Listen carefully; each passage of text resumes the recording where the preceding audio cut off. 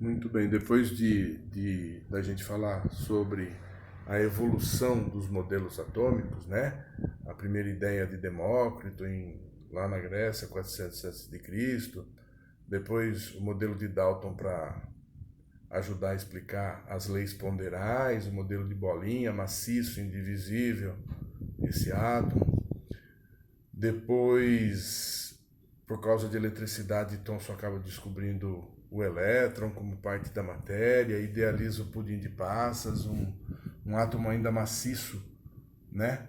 Mas com uma massa positiva incrustada com elétrons. Depois, por causa da radioatividade, Rutherford chega no modelo sistema solar, com um núcleo composto por prótons e elétrons em órbitas ao redor desse núcleo, no que ele chamou de eletrosfera. Em 1911, se pensava por que esses prótons do núcleo não sofriam repulsão. Só em 1932, quando James Chadwick descobre os nêutrons, é que se começa a falar em modelo clássico. Esse modelo clássico é composto por prótons e nêutrons no núcleo, então esse núcleo é positivo, e elétrons na eletrosfera.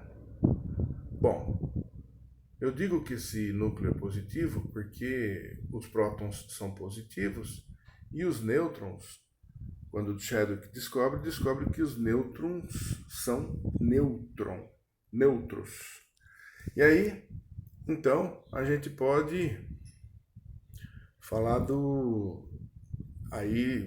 comparar as partículas fundamentais do átomo, partículas que fundamentam o átomo.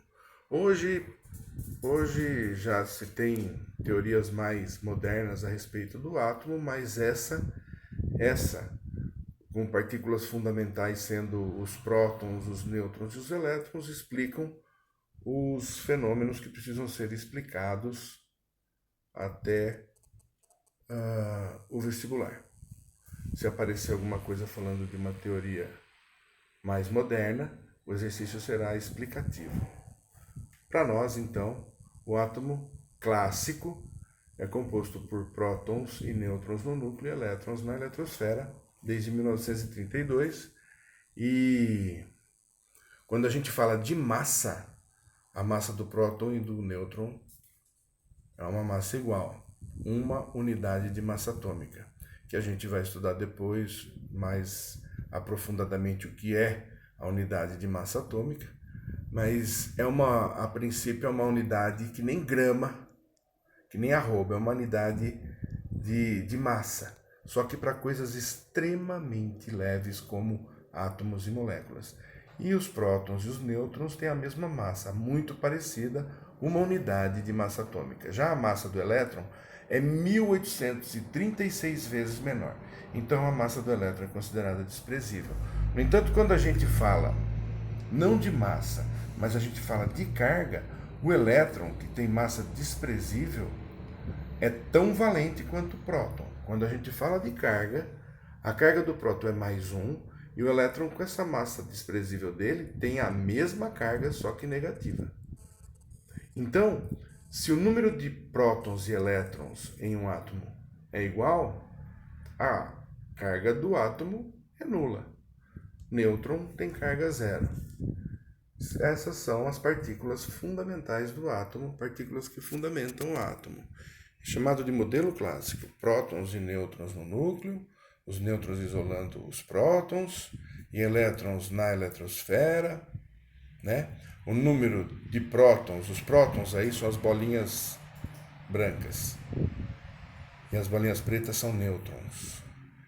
O número de prótons e elétrons em um átomo é igual, por isso a carga do átomo é nula. A massa do átomo não conta com os elétrons, porque os elétrons têm massa desprezível. A massa do átomo é a massa do núcleo. E o núcleo tem carga positiva e a eletrosfera tem carga negativa igual, por isso a carga resultante do átomo é nula. Esse átomo aí tem número atômico 4. O que é número atômico? É o número de prótons que o átomo tem. Então o número atômico dele é 4. E número de massa, 9. O que é número de massa? Uai, o que tem massa no átomo, prótons e nêutrons. Então é 9U, né? 9U.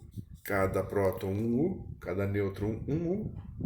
Tem 5 prótons e 4, não, 5 nêutrons e 4 prótons, 9U, a massa. E é simbolizado pela letra A. E o número atômico é o número de prótons, simbolizado pela letra Z. Então, o número de prótons é Z, que é o número atômico. O número de prótons mais nêutrons é A, que é o número de massa. E aí, quando você quer saber o número de prótons e elétrons, a gente faz assim. Normalmente, vem o símbolo do átomo. Em cima à esquerda vem a massa, que é o número de prótons mais nêutrons que esse átomo tem. E embaixo, à esquerda, vem o Z, que é o número atômico, o número de prótons que esse átomo tem. Então, eu colocaria nesse átomo aqui, ó, com 4 prótons, tá vendo? Com 4 prótons, isso daí é um átomo de hélio. Então, no lugar do símbolo, eu colocaria He, que é o símbolo do hélio. No lugar do Z, eu colocaria 4, que é o número de prótons desse átomo. E no lugar de A, eu colocaria 9, que é o número de prótons mais nêutrons desse átomo. Muito bem. Por que esses dois riscos? Porque quando você faz A menos Z, você descobre o número de nêutrons. A é prótons mais nêutrons. Z é prótons. Prótons mais nêutrons menos prótons dá nêutrons. Então, essa reta vertical, A menos Z, te indica o número de nêutrons que esse átomo tem. E a reta diagonal me indica o número de elétrons. Porque se for átomo, não vai ter carga nenhuma na ponta dessa flecha inclinada. Mas se for íon, vai ter uma carga aí. E se a carga for positiva, quer dizer que tem mais próton do que elétron. E se a carga for negativa, quer dizer que tem mais elétron do que próton.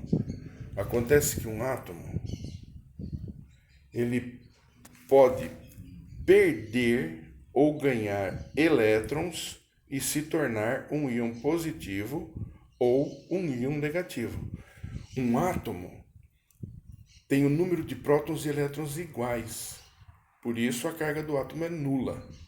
Mas o que é um íon positivo, um íon negativo? É um átomo que ou perdeu ou ganhou elétron, porque só o elétron que entra e sai nesses fenômenos. Então,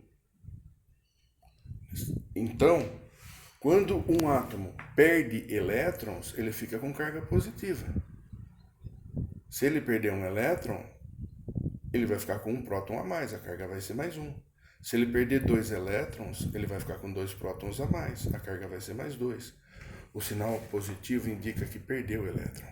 E o sinal negativo indica que ganhou o elétron. E aí ficou com mais elétron do que próton, a carga ficou negativa. Então nós vamos fazer exercícios a respeito disso. E essas são as características do modelo clássico.